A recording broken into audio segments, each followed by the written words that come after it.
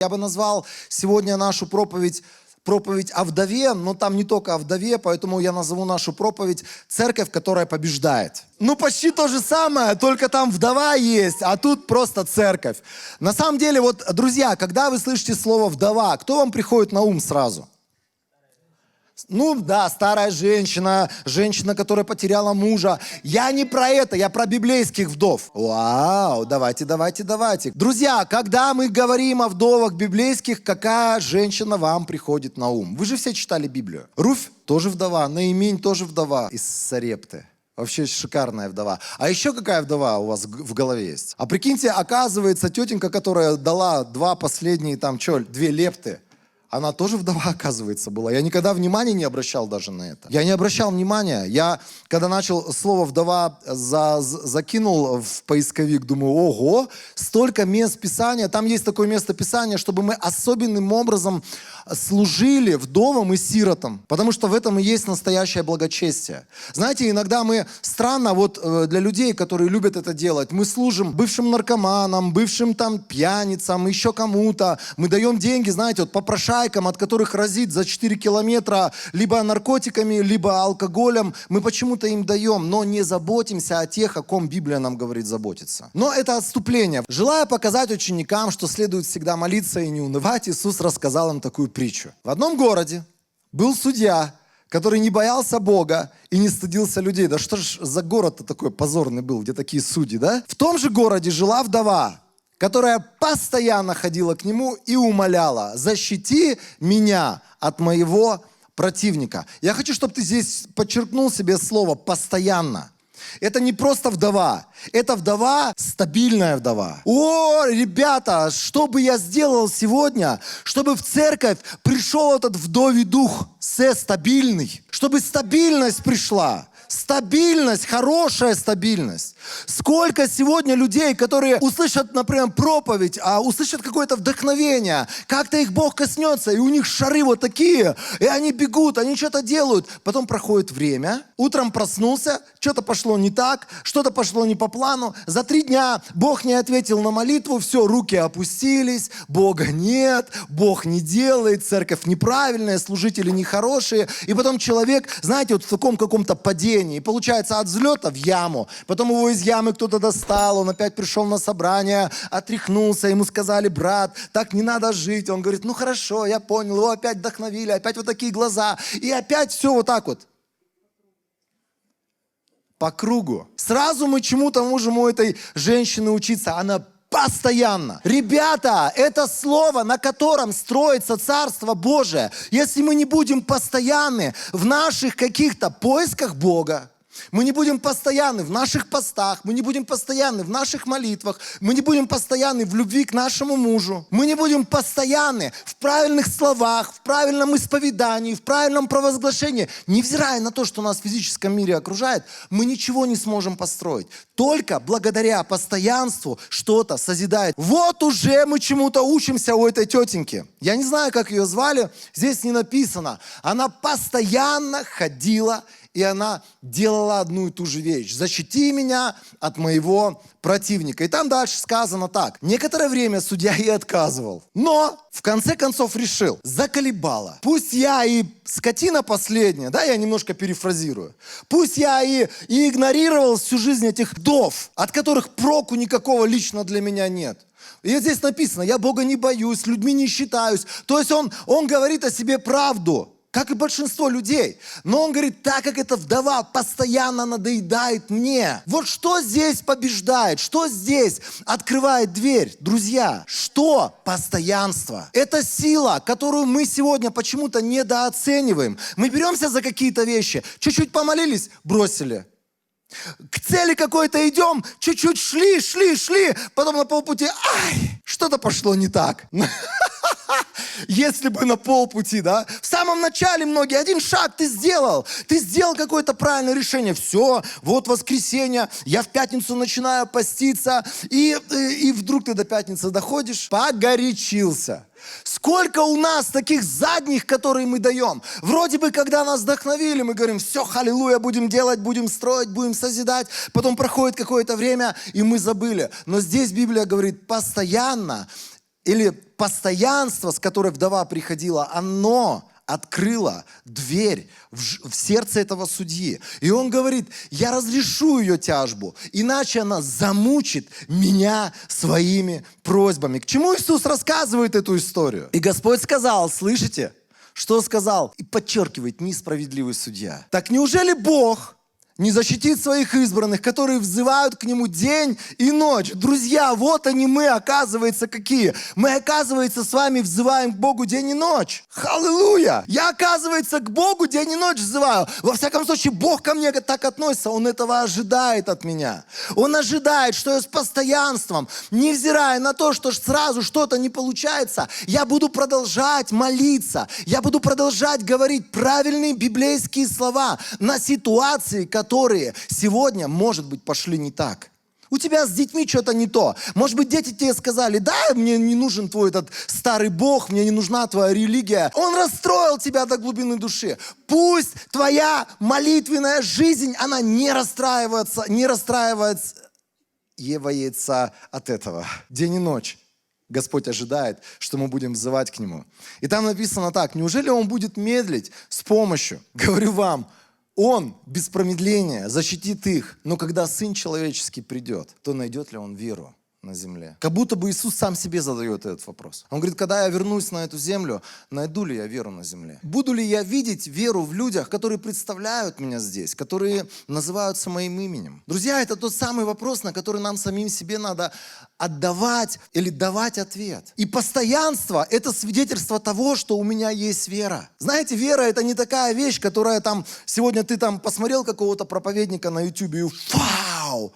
Аллилуйя! Оказывается, Бог-то вот такие чудеса может творить. И ты загорелся, и ты там целых 2 дня неотступно молился за свое чудо. Но на 3-й день, когда ты утром проснулся, вдруг дождь пошел. Опять в июне дождь. И все, у тебя настроя нет. И тебе неохота больше читать Писание, тебе неохота больше молиться Богу, потому что ты ожидал, что июнь-то уж точно будет у нас без дождей. Или еще какую-то ерунду ты ожидал, которая не попала в список Божьих приоритетов. И все бросил. Друзья, вера – это наша стабильность, вера – это наше постоянство, вера – это наши постоянные какие-то дела, которые мы сегодня делаем вместе со Христом и для Христа. Кто из вас когда-нибудь читал Лестера Самрала? Или вы смотрели видео, или слушали?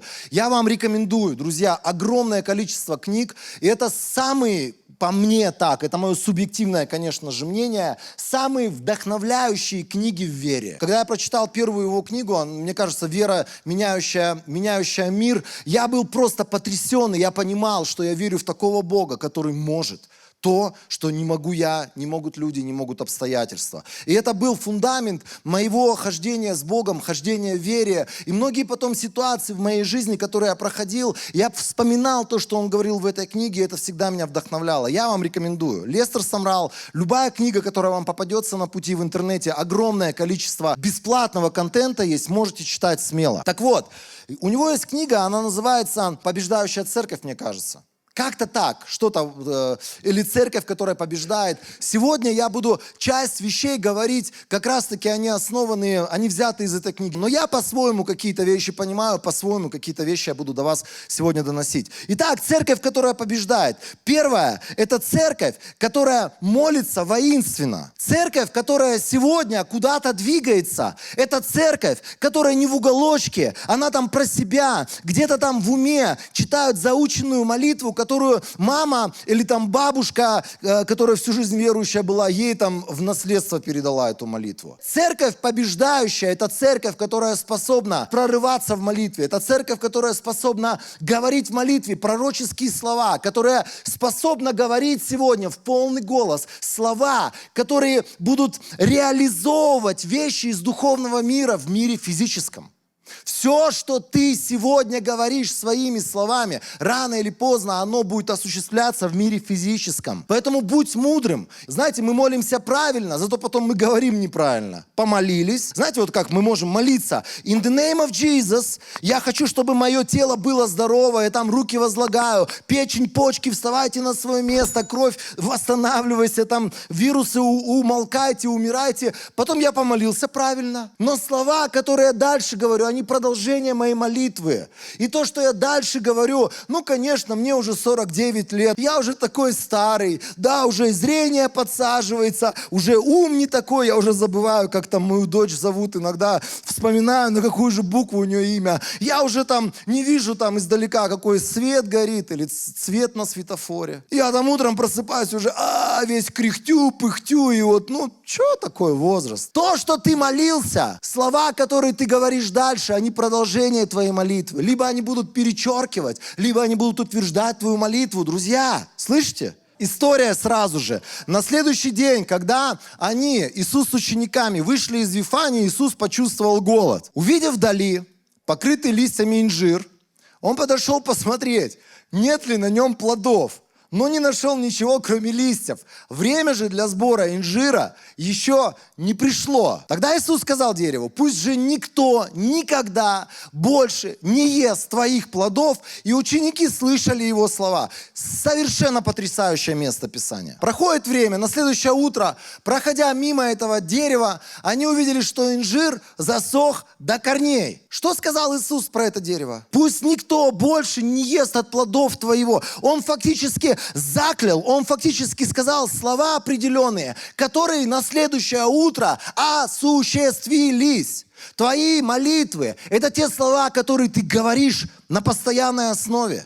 Многие думают, вот моя молитвенная жизнь, это там первые 20 минут, когда я просыпаюсь утром, или там час, который я выделяю по вечерам вместе с семьей. Твоя молитвенная жизнь – это все твои слова, которые ты выпускаешь в воздух, потому что они пошли и начали что-то делать. Потому что ты дитя Божие, и у тебя есть власть в имени Иисуса, и каждое твое слово, оно рано или поздно будет осуществляться в твоей жизни. На следующее утро, проходя мимо, они увидели, что инжир засох до корней. Петр вспомнил, что произошло накануне, и сказал: Рави, смотри, инжир, который ты проклял, засох. У него не было просто предела его эмоциям. Он был удивлен. Иисус ответил им: имейте веру в Бога уже в конце концов. Говорю вам истину, если кто-то скажет этой горе: поднимись и бросься в море, и при этом не будет сомневаться в душе, а будет верить, что произойдет то, что он сказал, то так ему и будет. Поэтому говорю вам, о чем бы вы ни молились и чего бы вы ни просили, верьте, что вы уже получили это, и будет вам. О чем здесь сказано? О молитве. И это не просто молитва. Это молитва веры. Это молитва, когда ты делаешь это воинственно. Это молитва, когда ты говоришь вещам, которых нет. Или наоборот, ты говоришь вещам, которые тебя достали. Эта гора тебя достала. Есть вещи, которые начинают нас злить в нашей жизни. Есть вещи, с которыми мы перестаем смиряться. И мы говорим, это не от Бога. И ты просто этим вещам не от Бога говоришь во имя Иисуса: поднимись и вернись в море.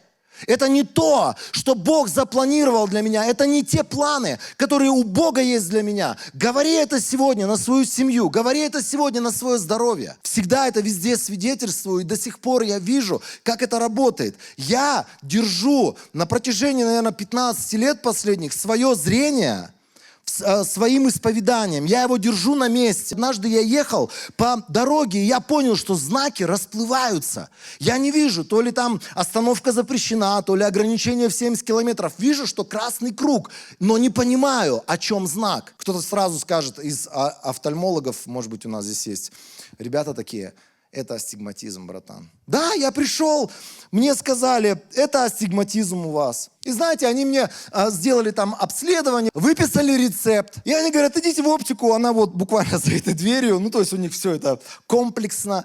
И покупайте себе оправу, а мы вам вставим по рецепту линзы. Знаете, когда я вышел в эту оптику, мне почему-то понравились очки, которые стоили от $300 и выше. Интересно, почему это с тобой, брат, такое?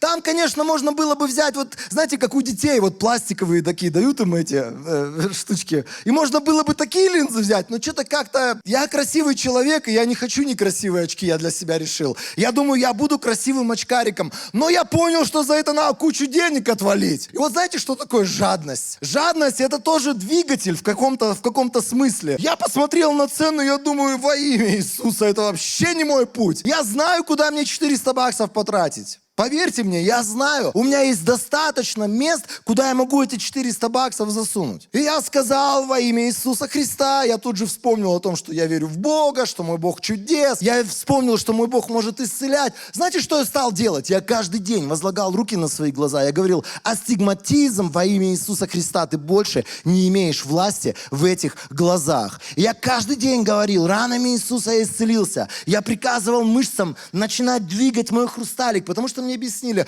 ты уже 35 лет, ты слишком старенький, мышцы ослабли, хрусталик они уже не в состоянии правильным образом двигать, поэтому это нормально. Я сказал, во имя Иисуса это ненормально. $400 в голове-то жили. А что произошло? В следующий раз я по этой же трассе еду, думаю, 70. Остановка запрещена, оказывается. Обгон запрещен, оказывается. Я все вижу, и я поймал себя на мысли, что те слова, которые я говорил, то, что я провозглашал, в какой-то момент стало реальностью. Знаете, иногда этот астигматизм иногда пытается открыть дверь и сказать, ну что, ты все еще бодрствуешь? А то я вот здесь на пороге. Периодически я опять начинаю чувствовать, что что-то поплыло. Я говорю, во имя Иисуса ты не имеешь права. Не имеешь права. Я говорю моим глазам, вы смотрите и видите. Мои глаза, так же, как и уши, они слышат и слушают и слышат. Так важно сегодня, друзья, если ты стал молиться за какие-то вещи, провозглашай то, что говорит Библия на это. Говори то, что говорит Слово Божие. Утверждай, даже если ты все еще не видишь, даже если все идет не так, даже если все пошло не по плану. Говори и утверждай то, что ты собираешься получить от Бога. Как это радостно, друзья! Как это радостно, что наши уста сегодня, они могут быть нашим партнером, а не нашим врагом. Наши уста, просто их надо с постоянством заставить говорить правильные вещи. И на самом деле воинственная молитва, это не просто молитва, когда ты просишь, ну Бог, ну пожалуйста.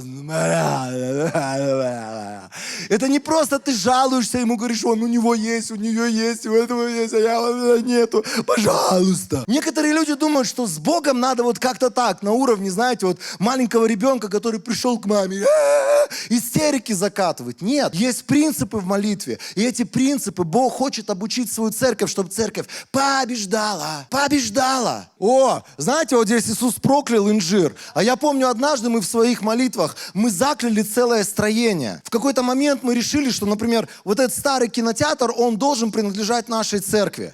Знаете, что мы сделали? Мы такие были порядочная церковь. Мы собрались толпой. Это в одной из церквей, где мы когда-то с Алиной служили.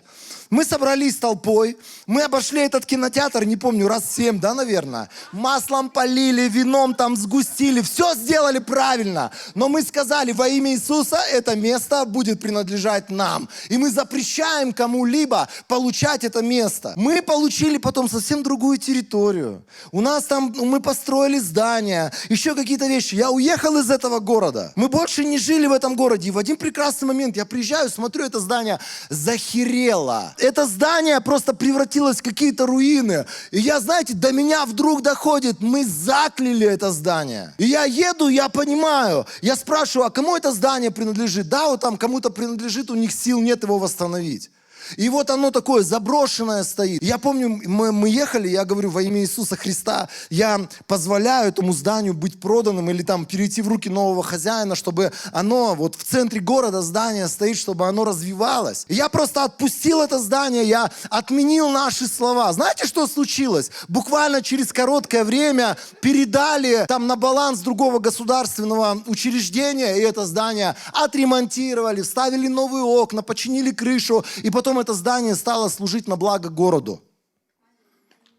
Да ну, на таком уровне прям. Да, на таком уровне, человек Божий. Потому что наши молитвы сегодня, они не просто слова. Молитва — это не просто слова, которые я говорю и пожаловался, или там поплакал. Нет, я говорю, и это будет приходить и происходить, потому что сам Иисус мне это сказал. О, ты сейчас скажешь, ты что такой эмоциональный? Да потому что это вдохновляет. Потому что у нас такая гигантская сила, ядерное оружие в наших устах, которым мы не пользуемся. Так легко сказать, ну все пошло не по плану, все сдохло, все пропало, все там. Легко.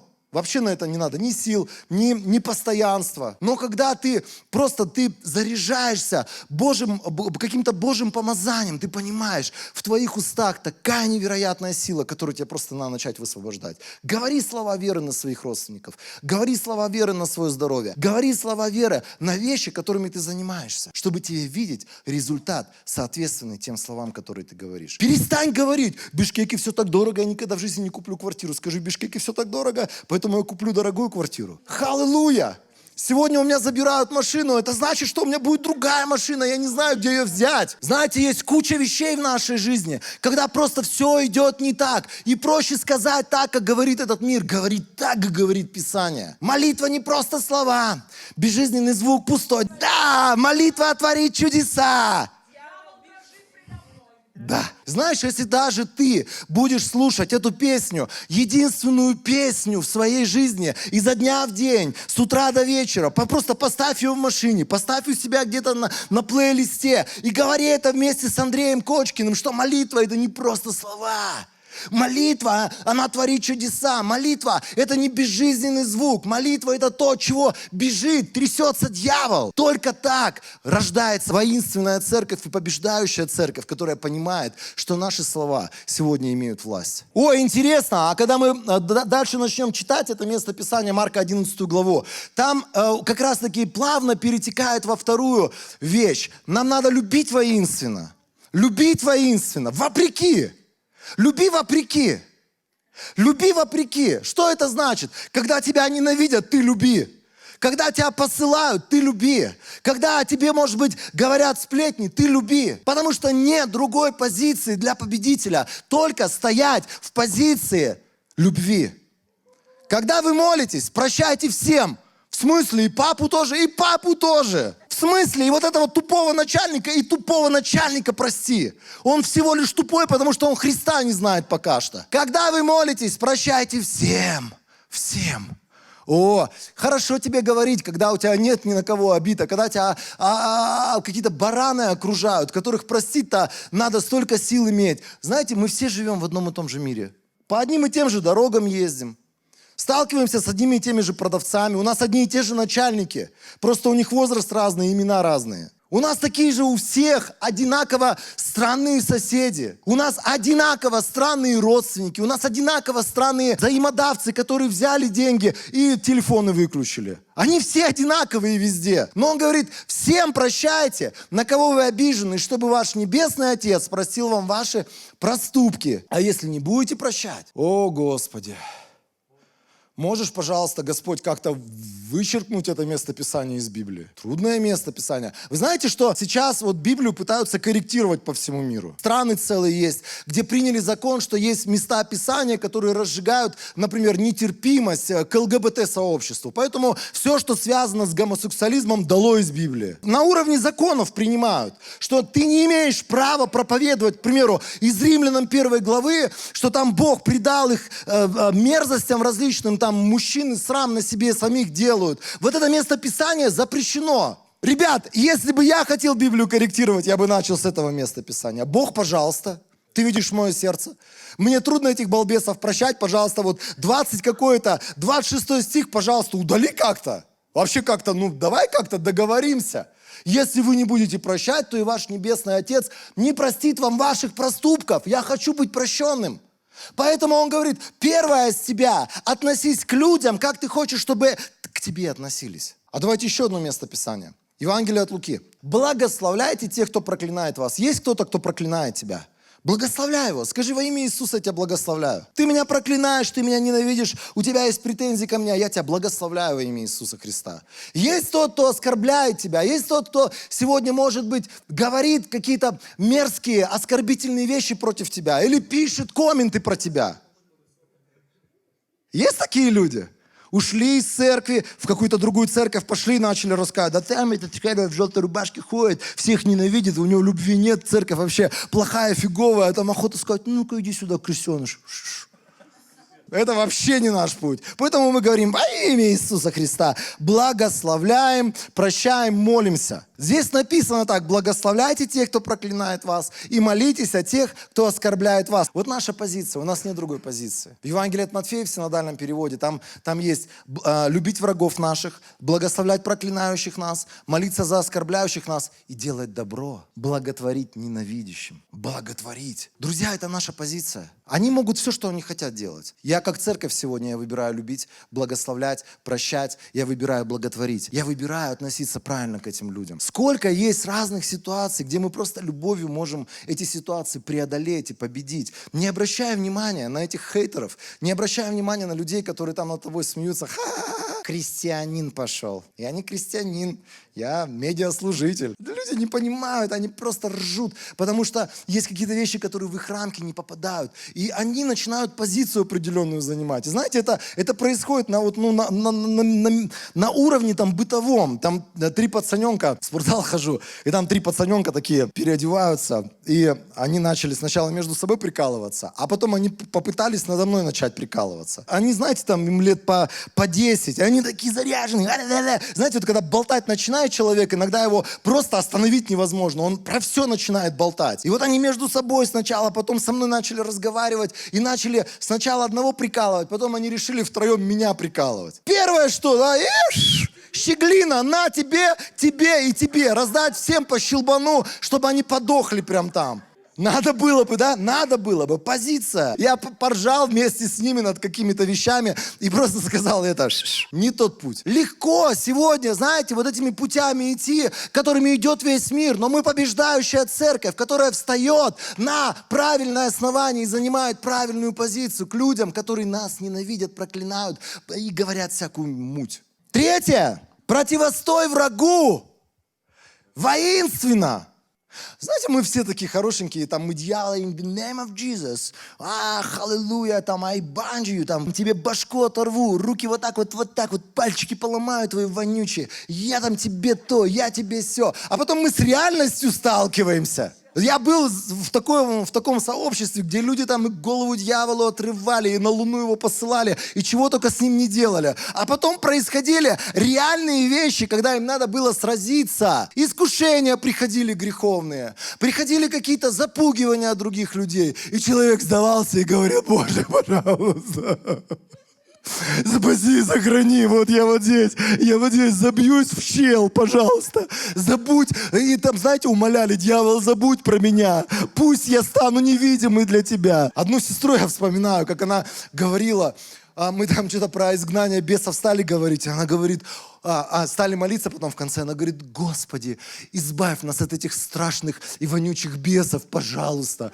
Бог не может нас избавить от врагов, потому что Он сказал, что нам надо делать с врагами. А что надо делать с врагами? Противостоять твердой верой. Иакова 4 глава. Покоритесь Богу, покорись Богу, покорись Богу, покорись Богу. Склонись перед Ним, выбери Его своим Творцом, выбери Его своим руководителем, покорись перед Его Словом. И дальше написано: враг у тебя есть, противостань ему, нет другой позиции. Знаете, что такое противостать? Это встать в позицию воина, который будет воевать до тех пор, пока не уничтожит врага. Покориться — это не вот так руки поднять: ой, а я думал, что все будет по красоте, по легкотне, на изи. Я думал, что вот, помолился, и все само по себе срослось. Нет, есть вещи, с которыми надо сразиться. И первая вещь — это твоя собственная плоть. Самый большой дьявол — это слова Мартина Лютера. Самый большой дьявол в твоей жизни — это твоя плоть, с которой надо сразиться. Потом дьявол будет через близких людей тебя искушать на какие-то вещи. Потом будут люди, которые просто они будут противостоять твоей, может быть, вере, в которой ты сегодня двигаешься. Вот эти все люди, это всего лишь люди, но за ними стоит реальный враг. Вот этому врагу надо научиться противостоять. И церковь, которая побеждает, это церковь, которая знает, как разобраться с врагом. Это церковь, которая не опускает руки, и она не сдается перед первыми проявлениями врага и перед его какими-то мелкими вещами, которые он пытается сделать в нашей жизни. 4. Воинственная церковь жертвует воинственно. Жертвуй воинственно. Мне очень нравится это местописание, Галатам 6 глава 7 стиха. Апостол Павел, он здесь говорит о том, что мы можем заблуждаться, мы можем обманывать сами себя. И он говорит, не заблуждайтесь, потому что никому не удастся Бога провести или обмануть Бога. Есть принцип. Все, что человек пожертвует или посеет, здесь он говорит обо всех аспектах. И про нашу плоть, что мы можем в плоть жертвовать. Сеять. Мы можем сеять в какие-то вещи, на которые Бог нас не призывал сеять, но есть вещи, в которые Бог нас призывает сеять. И Он говорит, когда мы сеем, мы пожнем все то, что мы посеяли. Мы пожнем все равно. Даже если сейчас что-то пошло не так, даже если я сейчас не вижу результата, плода. Дальше написано так, тот, кто сеет ради угождения своей греховной природе, пожнет от этой природы гибель. Тот, кто сеет для угождения Духу, от Духа пожнет вечную жизнь. 9 стих. Не уставайте делать добро. И если мы не прекратим делать добро, если мы не перестанем жертвовать, если мы не перестанем сеять, но он говорит, мы все равно... Настанет такое время, когда мы соберем жатву с посеянного. О чем мы молимся сегодня? Мы постоянно говорим, Бог, благодарим Тебя за время, когда Ты просто будешь открывать небесные окна. И когда все, что было пожертвовано, все, что было посеяно Твоим Божьим народом, мы будем видеть воздаяние. Мы будем видеть воздаяние. Мы будем видеть воздаяние. Мы будем видеть воздаяние. Мы будем видеть вещи, которые невероятно и сверхъестественно приходят. И мы сможем свидетельствовать только об одном, что это смог сделать только Бог. Потому что мы начинали с пустыми руками, но мы пришли к вещам, которыми Бог благословил, потому что мы были со своей стороны жертвующими воинственно, дающими воинственно. Знаете, вот некоторые люди, послушая некоторые, может быть, мои проповеди, отрывки из проповедей, скажут, это проповедник процветания. Я вообще не проповедник процветания. Я проповедник полного Евангелия. Я за то, что Христос забрал наши грехи и дал нам праведность. Я за то, что Христос забрал нашу безотцовщину, сиротство, нашу отверженность и дал нам сыновство. Я за то, что Христос забрал наши болезни и дал нам исцеление. И я, конечно же, за то, что Христос понес нашу нищету на позорном кресте. Он Бог всемогущий, владевший землей. Он стал как человек. И Он поменялся со мной на Голгофе, чтобы забрать мою нищету. Чтобы забрать мою нищету. Поэтому я не верю в нищету. Я верю в то, что у Бога миллион возможностей. Я верю в то, что у Бога есть миллион разных способов благословить. Но Он говорит, жертвуй, ты будешь видеть воздаяние. Проповедники процветания – это люди, у которых все скатывается к деньгам. Там благодаря деньгам, если у тебя много денег, ты благословенный человек. Если у тебя много денег, значит, ты слышишь Бога. Если у тебя много денег, значит, это плод и результат твоей жизни. Ну, тогда надо собрать вот этих ребят из Форбса и сказать, вот это самая лучшая процветающая церковь. Но так не работает. Есть ситуации в нашей жизни, когда мы проходим трудности, пустыню, мы боремся с какими-то вещами, мы преодолеваем эти вещи. Самое главное – что Христос обеспечил нам финансовый прорыв. Друзья, это то, во что церковь должна сегодня верить. Это то, что должно стать ДНК церкви. Потому что мы, мало того, что мы живем не в самой, может быть, богатой стране на земле, Бог нас призвал из этой страны посылать миссионеров. Поверьте мне, это дорогая затея. Это дорогая затея посылать миссионеров. Например, если мы там одну пару послали, слава Богу, можем как-то вытянуть, 2 пары еще вытянем, 3 пары, может быть, вытянем. Но когда 10, 20 в разные страны, где там надо обеспечивать их жильем, обеспечивать какими-то вещами на первое время. Господи, спаси и сохрани этих миссионеров. Мы так начнем молиться. Но это не наш путь. Я уверен, 100% уверен, что у Бога миллион источников для жертвующей и дающей церкви. И последняя вещь. Поклоняйся воинственно. О, ребята, с этого можно было начинать, этим можно было продолжать, и этим можно заканчивать. Поклоняйся воинственно. Если ты человек, который понимает, для чего ты призван, ты будешь знать одно, что твои уста для того, чтобы хвалить Господа. День и ночь, ночь и день. Что мы там делаем для тебя? Пусть льется хвала. Пусть льется хвала. Пусть льется хвала. День и ночь. Ночь и день. Из чьих уст? Из уст каких-нибудь, может быть, негритянских там служителей. Они такие импрессивные. Пусть вот из их уст льется. А мы немножко посмотрим. Приходишь в какие-то церкви, и люди там, знаете, вот собирается какая-то категория людей, которая просто сидит. Че сидишь? Я жду, когда все это шоу закончится, я хочу проповедника послушать. Охота сказать, иди домой. Радуйтесь, праведные, о Господе. Честным подобает Его хвалить. Он говорит, если ты честный. Ну, на самом деле там немножко переведено просто в НРП. Но мне нравится, если ты честный человек, значит тебе подобает хвалить Бога. Если ты не хвалишь Бога, ха-ха-ха, ты, видать, какой-то нечестный чувачок тут у нас затесался. Чего Бога не хвалишь? Наврал где-то кому-то? Или деньги украл чужие? Видать, нечестный ты человек, поэтому хвалить не можешь Бога. Это человек, который знал что-то вообще в победах. Это человек, который знал что-то в преуспевании. Давид, он говорит честным, надо хвалить Бога день и ночь. Следующее место Писания. Все, из псалмов теперь, мы с Давидом закончим. «По дарфу хвалите Господа, играйте Ему на лире десятиструнной». Дальше написано так: пойте Ему новую песнь, играйте искусно, от радости восклицая. Вау! Церковь, которая молчащая, которая просто смотрит на шоу-программу и ждет, когда же эта шоу-программа закончится. Это не та церковь, которую мы строим. Церковь, которая побеждает, она от радости восклицает. Я спасен! Даже если не будет у меня машины, я спасен, я любим Богом. Даже если все пошло не так, и жена, может быть, не улыбалась мне с утра, и чай мне ложечкой не помешала, сахарок. Я спасен, и я люблю Бога, и я от радости буду восклицать. И даже если хейтеры говорят, что он прыгает, что он там орет, что за эмоции, я все равно буду славить Бога своего и восклицать перед Ним. Я не знаю, иногда я был в разных церквях, например, в Китае, помню, приехал, я не знаю ни одной песни, а хуже всего я прочитать не могу, о чем они поют. И здесь написано: пейте, пойте новую песню. Я поднимал руки и говорил: «Халлелуя! Рамбадея! Кентарабасея!» И на китайский манер начинал новую песню петь. Потому что эта хвала, она из сердца льется. Воспойте Господу новую песню. Вся земля, воспой Господу. Воспойте Господу, благословляйте Его имя. Говорите о Его спасении каждый день. Это вот то, что мы делаем во время нашего поклонения. Возвещайте славу Его среди народов. Чудеса Его среди всех людей. Потому что велик Господь и достоин беспредельной хвалы. Какой хвалы? Это когда нет предела твоей хвале. Это когда тебя никто остановить не может. Это когда тебе, может быть, родственник, которому стыдно за тебя, он тебя так по плечу. Денис.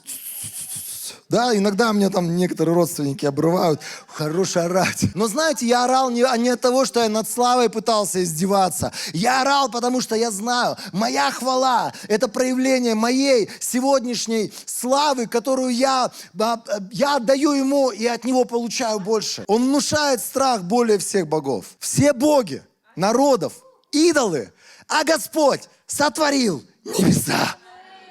Вау, Бог, который меня призвал, которому я пою песни, пред которым я танцую, которого я славлю на арфе, на 10-струнной гитаре, еще на чем-то, что сегодня мне доступно. Этот Бог, это не просто мелочь пузатая, это Бог, сотворивший небо и землю. Он управляет сегодня всем. Мы иногда забываем, какому Богу мы поклоняемся. Знаете, мы иногда какое-то вот непочтение выказываем тем, что мы просто не можем открыть рот и сказать: Бог великий.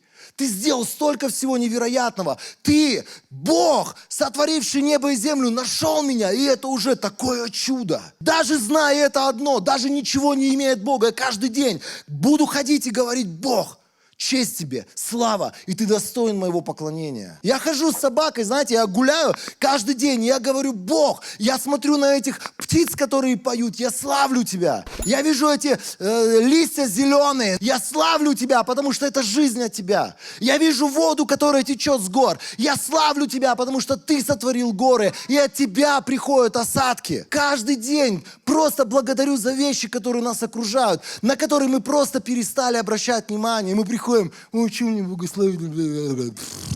Нет, не наш путь. Слава и величие перед Ним, сила и великолепие в Его святилище. 149-й псалом. Люди, которые занимаются прославлением, люди, которые приходят в церковь и спрашивают: зачем мне прославлять Бога? Аллилуйя, пойте Господу новую песню, воздайте Ему хвалу в собрании верных. Да радуется Израиль своему Создателю, люди Сиона, да воскликнут о своем Царе, да славят имя Его танцами.